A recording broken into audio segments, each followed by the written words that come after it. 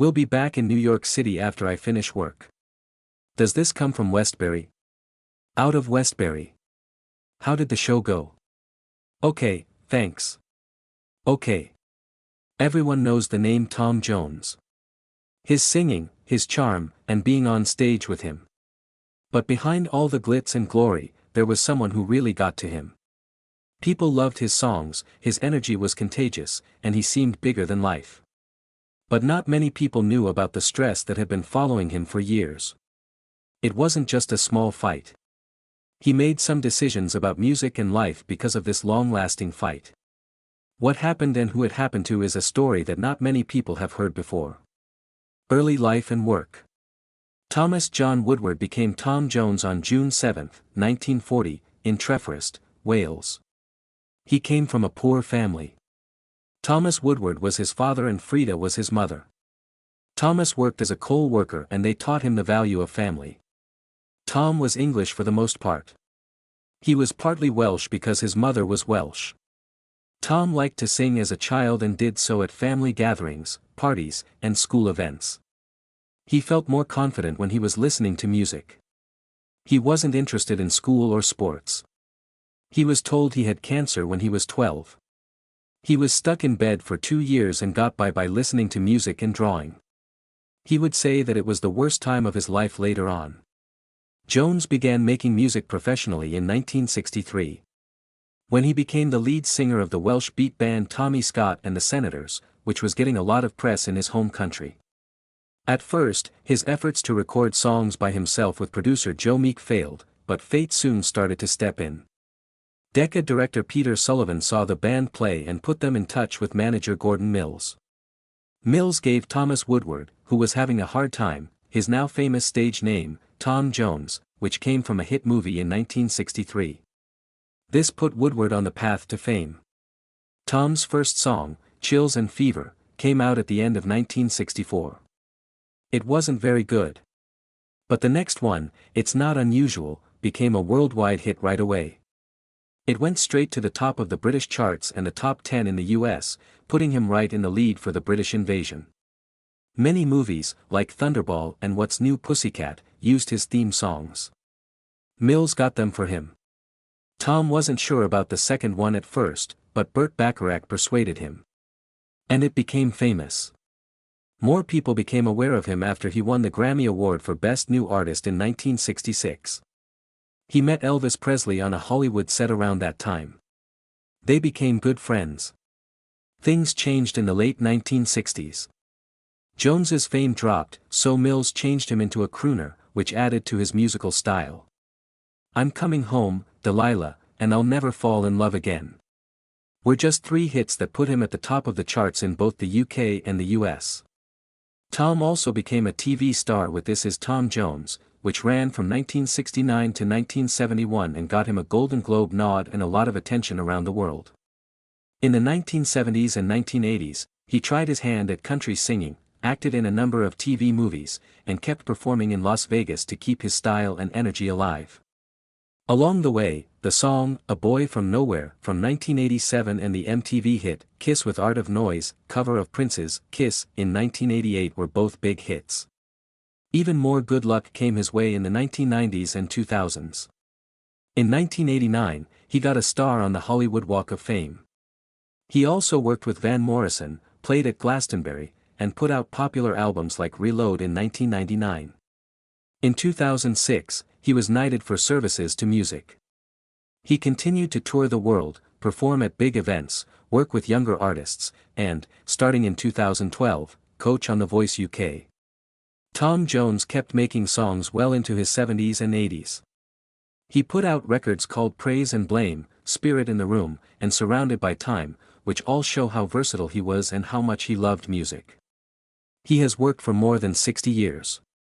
Having sold more than 100 million songs around the world. Tom Jones's story is one of ability, determination, and a never-ending love for music. He went from living in a small town in Wales to becoming a worldwide superstar. While Tom Jones has been busy with music, his personal life has also been full of exciting events. Melinda Rose, Linda Trenchard, was his high school love.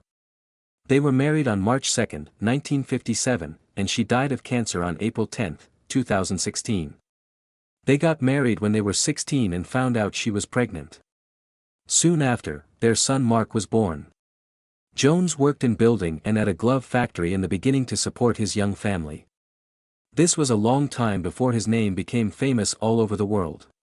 Even though he had a lot of public affairs, he stayed married to Linda for almost 60 years, showing that they were still close even when things went badly. He fulfilled her last wish by selling their Los Angeles home and most of the things that were in it after she died, keeping important family photos and moving into a flat in London. At the height of his fame, Tom Jones's legendary charm and stage presence made many people unable to avoid him. He was so popular that he didn't hide the fact that he was sleeping with hundreds of women. He said that when he was at his best, he slept with up to 250 groupies every year. His more well-known flings included singer Mary Wilson, TV host Charlotte Laws, and Marjorie Wallace, who used to be Miss World. To Elvira. Cassandra Peterson, who goes by the stage name Mistress of the Dark, once said that Jones was the one who made her lose her virginity. She had to get stitches because it hurt so much. Jones had a son from one of his affairs. During a tour of the U.S. in October 1987, he dated model Catherine Berkery for a short time. She later found out she was pregnant. While the case was still going on in court, DNA tests in 1989 showed that Jones was the father. For many years, he rejected the claim in public, but in 2008, he finally admitted it. He never tried to date his son Jonathan Berkery, who later became a singer like him, though. Jones was forced to leave Britain because of high taxes when a Labour government took power in 1974. Jones was no longer subject to British taxes. In 1976, he paid $500,000 for a house in the East Gate Bel Air neighborhood of Los Angeles from Dean Martin. In 1998, he sold it to Nicolas Cage. It was said to be $6.4 million. He was also very close with Elvis Presley, who was his hero. They met for the first time in 1965 at Paramount, where Elvis was filming Paradise Style in Hawaii. In Las Vegas, where they would sing and hang out until the wee hours of the morning, their close friendship picked up speed. They were friends until Presley died in 1977. After many years, reports spread that Jones was seeing Priscilla Presley, Elvis's widow. Jones said in 2021 that they were friends and had known each other since the 1960s. Jones' autobiography, Over the Top and Back, came out in 2015. It was a very interesting look into the life and work of this real-life show business legend. It was fun for critics to watch because it told both the story of The Voice and the history of British pop and light entertainment from the 1960s to the present. Jones has stayed healthy and active even in the last few years. He revealed in 2021 that he uses inversion therapy to stay fit, which is an active mirror of his lifelong goal to keep his voice and body in great shape. Tax exile. In the middle of the 1970s, Tom Jones did something controversial that caused a lot of fuss at the time. He left the UK and moved to the US. Why? Costs. At that time, Britain's Labour government had taxed unearned income at a very high rate of 98%. Like investing, which a lot of rich people had to deal with. A lot of wealthy people, including Tom Jones, really thought about leaving Britain because of the very high tax rate. His bio says that he became a tax exile so that he wouldn't have to give the UK government such a big chunk of his income. He made this very clear in public in 1976 when he bought a huge house in Los Angeles called 363 Copa de Oro Road in Bel Air, which he paid about $500,000 to Dean Martin for. He was able to keep a lot more of his wages when he lived in the US than when he lived in the UK, where taxes were so high. People noticed and didn't like what he did. Some people thought he was putting money ahead of his country, or cash over country. In a broader societal sense, he wasn't a lone wolf either. A lot of well-known British artists also chose to leave the country to avoid paying the very high taxes. Jones was trying to avoid a tax rate that was in line with the plans of the Labour government led by Prime Minister Harold Wilson. The base top rate was raised by that government to 83%. And when you add in a 15% tax on unearned income, you get that 98% number that many high earners couldn't stand. Later, economists said that this kind of tax policy drove rich people out of the UK, especially musicians and entertainers who made a lot of money, in search of tax conditions that are better. In other words, the government may have wanted to tax the rich very heavily, but many of them just packed up and went somewhere else. Moving to America wasn't just about money for Tom Jones, it was also about his family. He made a home there, but the move also had a meaning. It's possible for even a national treasure to leave when taxes get too high. From your point of view, that could be seen as smart money management or as a betrayal of his values. Praise and blame have caused a lot of debate. Another type of record by Tom Jones came out in 2010, Praise and Blame. It had gospel, blues, and spiritual songs on it. But right before it was sent out, a huge fight broke out. Not because of the song itself, but because of something one of the label heads said about it. A vice president at Island Records named David Sharp is said to have called the idea a sick joke in a leaked email. He was upset that he hadn't hired a well-known artist to do the work. 12 songs from the Everyday Book of Prayer. He was mostly hoping for something more commercial, upbeat, and sex bomb style, not songs. Jones was very angry. He called Sharp names in public and said he doesn't even know the man. Jones said it was a guy who signs checks but not someone who is artistic. He said that the rest of the label did back the record. People thought his own team was against him because of the leaked email. Jones says that the label said sorry after the backlash and offered to make things right. Some people thought the whole thing might have been a publicity stunt, but Jones rejected that and said it was hard to believe. Jones thought a lot about who to praise and blame. He told the Quietus that this wasn't meant to be a hit song. He was looking for an idea record that was simple and honest. And on his official website, he talked about how this simple, live recording style meant more to him. Tom Jones's partnerships, especially those from the 1990s and early 2000s, were another area where critics pointed the finger. Some people said that these duets were more about making money than being artistic. His 1999 album Reload had 15 songs with other acts, including Van Morrison, Robbie Williams, Stereophonics, Portishead, and more. Some people saw this as a very smart way to keep making money, even though it brought him back into the spotlight and made him important to younger audiences. Then there was Mr. Jones, 2002, which was created by Wyclef Jean. The critics were split. Many people liked that he was trying something new, but others thought that his old voice mixed with new beats didn't always work well. One newspaper, The Guardian, said that Jones's traditional singing and hip-hop production might not have been meant to meet in the first place. Jones had a lot of loyal fans who didn't like these collaborations because they made his music seem more like a product and less like an artistic statement. They even watered down his real speech or legacy. Stage picture that is sexualized. It was one of the most talked about things about Tom Jones in the 1960s and 1970s that he was very physical and bold on stage. He did more than just sing. He strutted, danced, and moved. That heat from the snake wasn't just for show. It became a part of who he was. The clothes he wore helped build that picture. On stage, he often wore tight pants and shirts that were only half-buttoned, which showed off his chest and gave off a very sexual vibe. In an interview with GQ, Jones said that this style was partly a mistake. He once tried out in a hot room, sweated a lot, and took off his jacket. They made open shirts just for him because his boss liked the way he looked in them. It wasn't just male fans who were there who wore that outfit. It made women crazy. Women in the crowd would often throw underwear and even room keys onto the stage during his concerts. But this didn't make everyone happy. Some conservative audiences and reviewers thought his shows were too sexual at times. Some people felt nervous around him because of the way he moved and the clothes he wore, especially when they saw him on TV. Jones himself admitted that the complaint was true. He talked to The Guardian about his stage persona and supported it. It really was and is. He thought that the physicality came easily. He could feel the beat, and his body moved. But as time went on, he realized how much those moments of throwing his underwear around had become part of how people saw him. The Washington Post talked to him about how his son and daughter-in-law told him not to pick up underwear from the stage after they took over as his managers. It made people less likely to believe that he was a serious artist. There was also a bigger culture difference between his style and the more conservative norms of the time.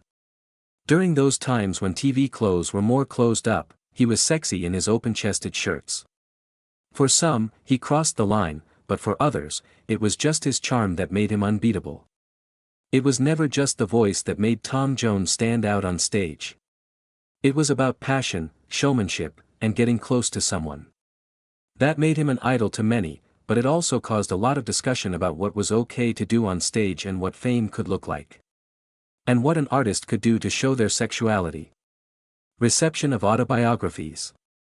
Fans and reviewers alike were excited when Tom Jones's autobiography, Over the Top and Back, came out in 2015.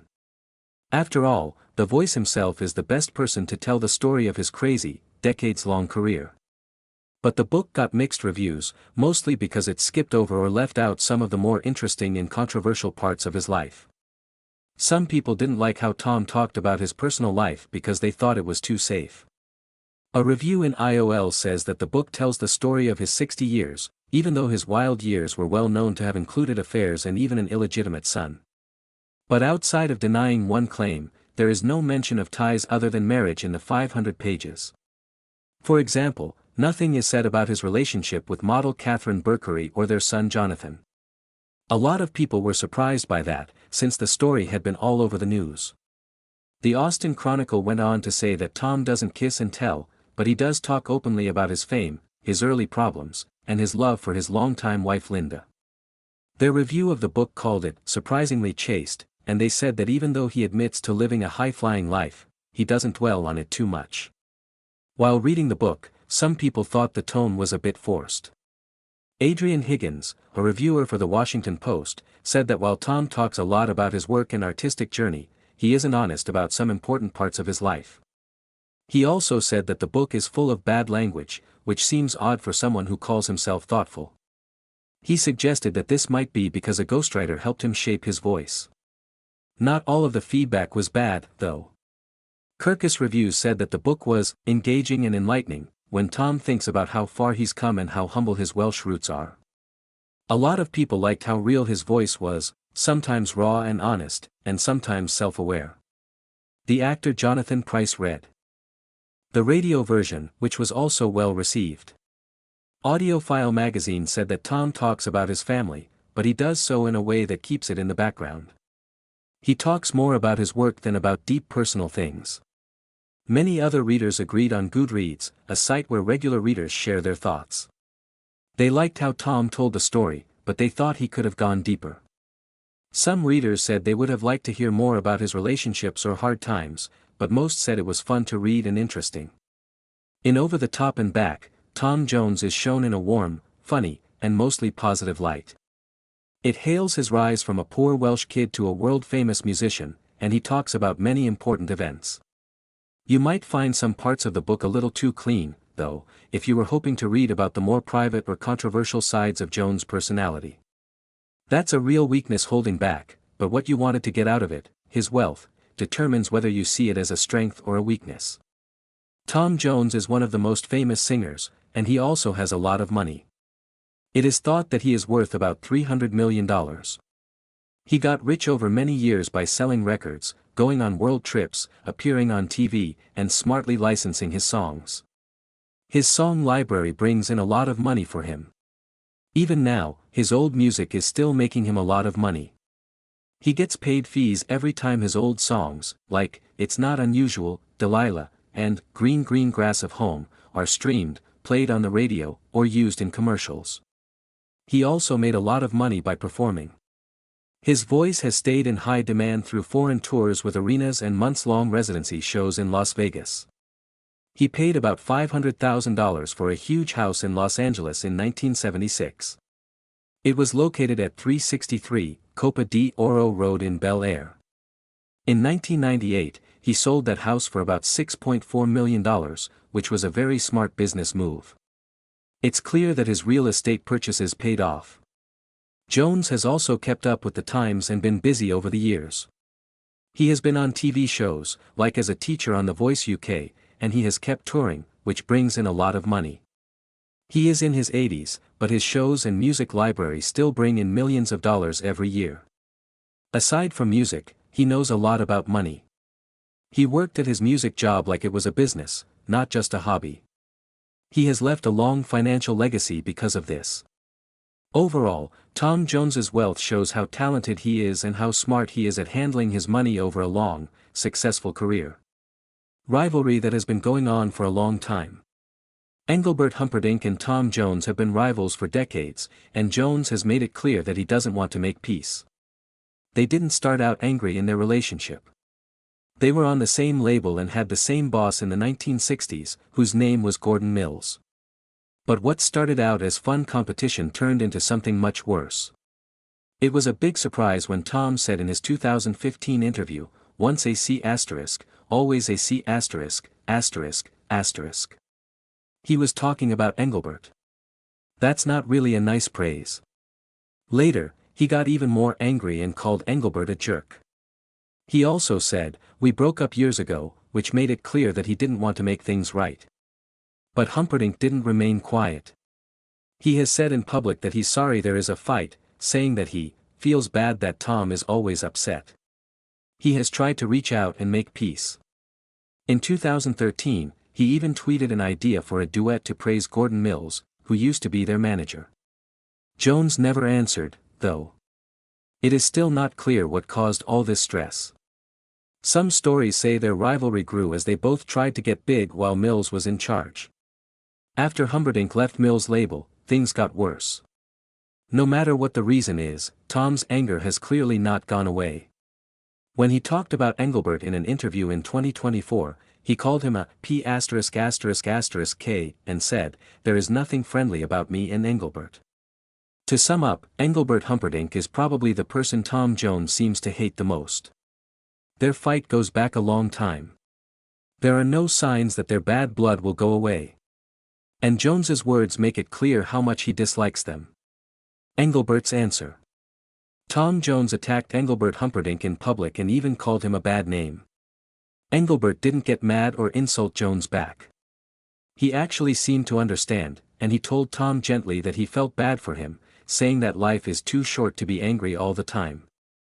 Engelbert stayed out of a public fight instead of getting involved. He didn't want to be pulled into the anger. He even wished Tom luck, which showed he didn't want the argument to go on any longer. Engelbert has always seen Tom's ability, even though they have problems with each other. In spite of the fact that their relationship has been tense for a long time, he said that he really admires what Tom has done as a singer. He felt bad about the fight because it's not fair that two people who share so many things can't get along. Engelbert has always said that Tom is one of the best voices of their age and that he should be recognized for his work, even though they can't be friends. These days, Engelbert has chosen the right path. He has said in many interviews that he doesn't want to hold a grudge and has even offered a peace branch. However, he knows that Tom must decide for himself if he wants to make things right. Engelbert made it clear that he doesn't want the fight to go on and that people aren't worth being so angry over. His behavior has always been polite and grown up, showing that even when competing for years, a lot of grace and respect can be kept. In the end, Engelbert's answers are what help people understand who he is. For every pointed thing Tom said that got out into the open, Engelbert showed understanding and calm instead. He agreed that they both had the same background and accomplishments, but he didn't want to be defined by a fight. Instead, he focused on respect instead of anger. Engelbert is now above the drama and still has a reputation for being a great artist and a person who can handle disagreement with class. The story of Tom Jones' life and work is one of incredible strength, change, and raw emotional power. He came from nothing in Wales to become one of the most famous voices in pop music. His journey shows more than just ability. It has to do with heart and drive. He's never been the type of artist to take it easy. Tom has worked hard to change, even after decades of fame. Instead of playing the same old hits over and over, he's kept trying new things, like soulful blues, church hymns, and deeply personal covers. That he's still ready to learn and grow shows that he needs to sing to express himself, not just because he loves it. During the ups and downs of his work, he has also lost close collaborators, had to deal with changing music trends, and suffered a deep personal loss. He has turned those times into art, though. In his most recent work, he sings about getting older, sadness, and memories with the quiet strength that comes from having lived through them. Tom Jones has always stayed true to his roots, which makes his story very moving. He's not acting like everything is fine. Although he has admitted his flaws, mistakes, and vulnerabilities, he has continued to give powerful shows that connect with fans of all ages. He doesn't want to slow down even now. His voice is still full and powerful. There are always new things for him to do to push himself. In interviews, on stage, or in the studio, he talks about his work, and he always seems like an artist who has earned every word he sings. In the end, Tom Jones's impact is more than just his #1 hits. It's about how long he's been around, how he can change things, and how much he loves music. He's had a life full of glitz, sadness, and starting over. During all of this, he has shown that a real artist always gets better. That's the end of today's in-depth look at Tom Jones, the legend, the voice, and the guy behind decades of music and trouble. Don't forget to hit the like button, follow for more stories about your favorite stars, and turn on notifications so you never miss an upload if you like this one. Drop your ideas in the box below. What else do you want us to talk about? What about Tom Jones's trip surprises you the most? Glad you watched, and see you in the next film.